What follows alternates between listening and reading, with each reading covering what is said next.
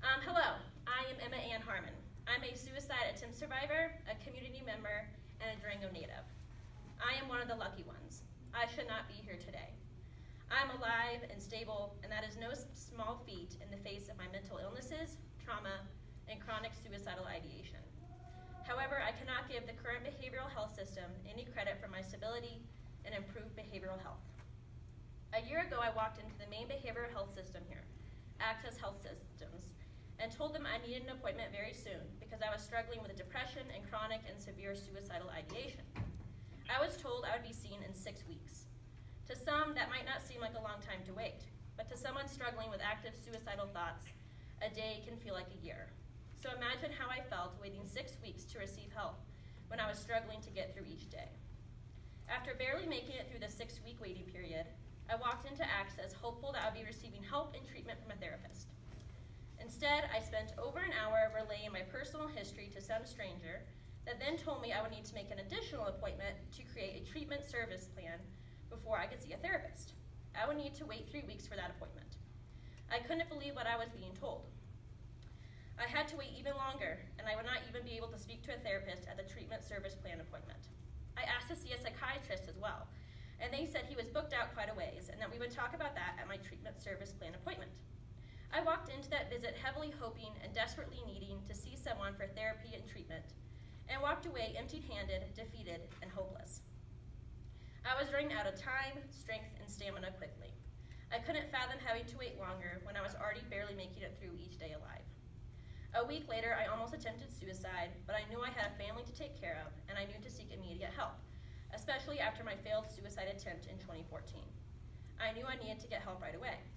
So I walked into Access Crossroads Crisis Center at 5:15 p.m. with severe and intense and active suicidal thoughts, and was released within 45 minutes because the crisis therapist did not believe I would harm myself.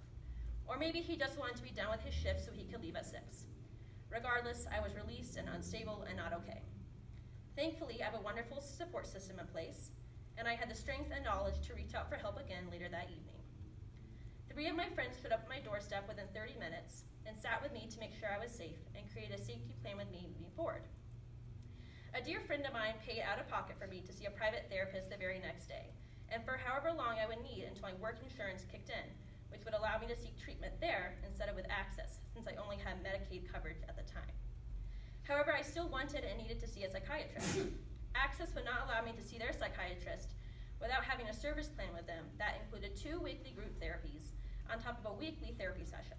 I had a good and strong relationship with the private practice therapist I was already seeing, and I asked if my therapist could send a letter or call them to let them know I was receiving ongoing treatment so I could receive some psychiatric care from Access. Access was adamant that I had to receive all services within their system. Plus, I'm a single, full-time working mother. I couldn't commit to that plan even if I wanted to because I simply do not have the time or the care for my child. So I decided to seek treatment through a private psychiatrist for when my work insurance would kick in. The soonest available appointment was 8 months out. I booked it and hoped I could make it until then. During the 8 months I waited to see the private psychiatrist, my primary care provider prescribed me over 12 different medications targeting my depression, suicidal ideation, and anxiety. Nothing helped, and I eventually gave up trying, and no one followed up with me anyways. I've had 2 visits with a private psychiatrist within the last 2 months, and he has prescribed me 2 medications that have tremendously helped. While I am incredibly happy that the medications are helping me, it is disappointing and frustrating that I could have had relief and treatment for my mental illnesses over a year ago if I would have had timely and efficient access to a psychiatrist. I will tell you what has helped and why I am stable today. I have had a wonderful foundation and privilege for working on my mental health over the last year. I have had consistent and weekly access to an amazing private therapist and EMDR therapy, access to behavioral health providers, specifically private psychiatrists, access to behavioral health medication, superb health insurance coverage, the most amazing, strong, and understanding crisis team and support system that allows me to call or text at absolutely any time, as well as self-care and coping skills that my therapist has worked with me on. Because I have the privilege and access to a full-time job that offers incredible health insurance along with a flexible schedule that allows me to receive treatment along with a strong support system, I am thriving. However, that has not always been the case for me or the case for many other individuals.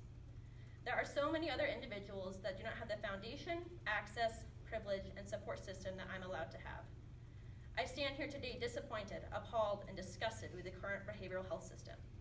It is allowing so many people to fall in between the cracks. If I did not hold the privilege I do hold, and I had to solely rely on the current behavioral system, I would not be alive today. But like I said, I am one of the lucky ones.